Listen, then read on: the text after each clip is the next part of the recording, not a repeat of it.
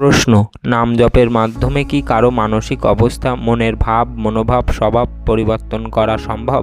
মহারাষ্ট্রের উত্তর: হ্যাঁ, একেবারে সম্ভব। আপনার মনে আছে কিছুদিন আগেই এই ঐকান্তিক বার্তালাপে এখানে বসেই একজন ভক্ত বলছিলেন, আমি আমার স্ত্রীকে ধন্য মানি। আমি মদ খেতাম, খারাপ আচরণ করতাম, কিন্তু আমার স্ত্রী ভগবানের নাম জপ করতেন এবং সেই নাম আমার উদ্দেশ্যে ভগবানের চরণে সমর্পণ করেছেন।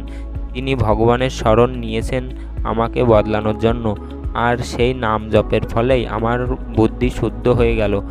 আজ আমি নিজেও নাম জপ করছি, আপনার সৎসঙ্গ শুনছি।